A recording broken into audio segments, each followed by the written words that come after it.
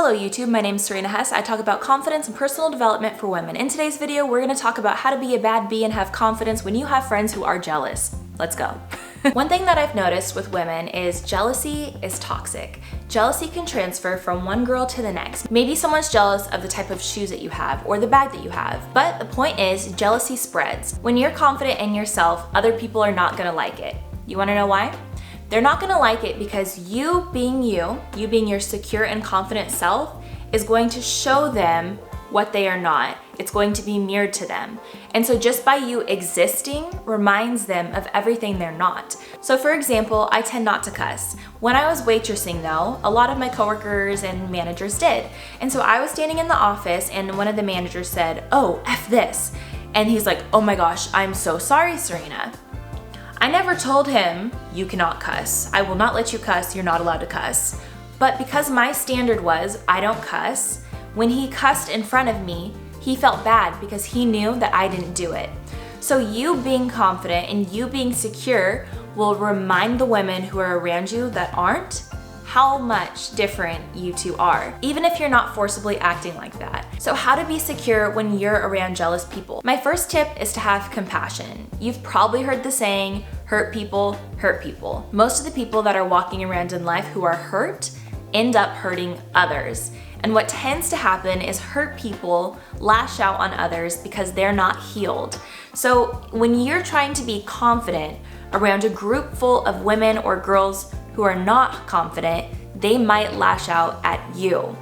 And I know the first instinct is to be like, well, she shouldn't have done that, blah, blah, blah. I would challenge you to have compassion on them because they still have a really long journey to healing. Not everybody can be as emotionally mature as you right now. And if someone who is jealous of you is hurting you or trying to say mean things about you, she has a lot going on in her inner world. So have compassion on her. If you're the praying type, it might be a good time to say a prayer for her because we all have this internal dialogue and this internal drama that's happening. My second piece of advice for being confident around insecure girls is to ask yourself, can you get away from them?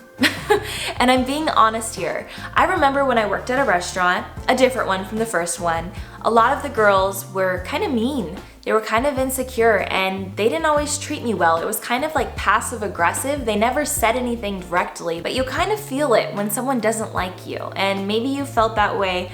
Comment below if you've ever felt like someone didn't like you even though they didn't say anything.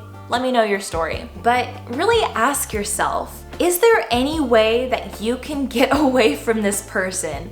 Is this person a requirement in your life? Usually there's different categories of people in your life. So there's like coworkers, family, friends, maybe friends of friends, and classmates. So that's kind of like the 5 categories I can think of. Let me know if I missed anyone. For example, with coworkers, maybe you can't physically get away from them. Maybe you could. You could ask your boss for a transfer. But is there anything you could do to distance yourself from them? If they're already complaining about you or jealous of you or trying to bring you down, it's okay to get a little bit of distance to them. Yes, you have to work an 8-hour shift with her, that doesn't mean you have to really talk to her that much. You don't have to be malicious. You don't have to be mean and be like, F you, I don't want to talk. You don't have to do that.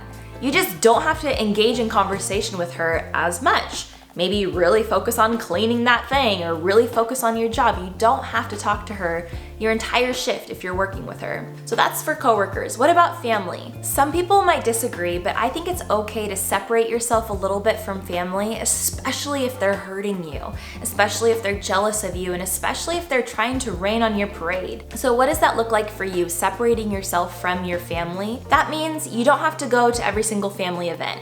Maybe go to 1 out of every 3 or 4 events. You don't have to be there at every single one. This is just my personal opinion, but if someone's in your life and they're not enhancing it, do they really deserve to be there? We've talked about coworkers, we've talked about family, next is friends. If this person is your friend and they are jealous of you and they're talking poorly of you, why are they your friend? Is it out of obligation? Like you went to junior high together and then you guys have been like ride or dies ever since? Or is it because they're actually enhancing your life? When you get older, this great thing happens where you get to choose who you want to be in your life. Now, some people never do this. Some people never look around and assess, okay, who do I want to be my friend? But I think it's powerful to constantly be checking in with yourself. Who do I want to be like? Who do I want to act like? Who do I want pouring into my life? And if you have friends or friends of friends in your life that are jealous of you, that talk poorly of you, that are trying to bring you down when you share your dreams or goals, they're not a true friend. You might need to take some time journaling or asking yourself why this person is in your life, how they got there, and what you can do. You don't have to be malicious. You don't have to be like, you're toxic, get out of here. You don't have to do that. All you have to do is pull back from the friendship a little bit. Just pull back a little. And if the time comes where they get upset, you might need to have a mature conversation. In life, you were meant to grow. You were not meant to be stagnant. You were not meant to stay in one place. And so if you're growing and the other person isn't growing, that's not your fault. People grow and people change, and that's a good thing. And if you're not growing and changing, then there's something wrong. So the last group of people that might be weird to you or jealous of you are classmates. With classmates, it's similar to coworkers.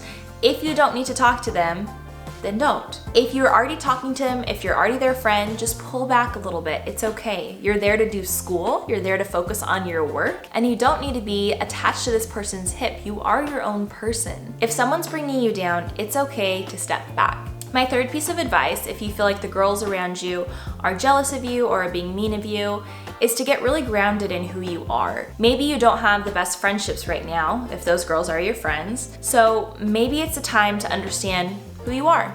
Understand what you like, understand what you don't like. Develop little patterns or routines, get established in your affirmations. If you're not already doing any of these things, that's okay. But I just kind of want to stir in your head the different things that you can do when you have these girls in your life that are trying to bring you down, that are jealous of you, that are negative. I would really encourage you to, number one, have compassion for them. Understand that they're coming from a place of major hurt and they have a lot of healing to do. Number two, separate yourself if you possibly can. Does this person need to be in your life 24/7? Probably not. Number three, use this time to get to know yourself better. Develop habits, develop routines, work on yourself, get affirmations in place, get to know yourself better. These are my 3 key pieces of advice to follow when you feel like the people in your life are jealous of you or don't like you. I hope you enjoyed this video. Comment your favorite tip, 1, 2, or 3. Which one was your favorite? Also, I have a bonus for you. It's called the Confidence Checklist. It's an easy checklist for you to do to build more confidence in your life. If you want it, click the link in the description. I will email it right to you. If you like this video, you should check out my other video, the 3 things that are killing your confidence. So check it out. I'll see you soon. Bye.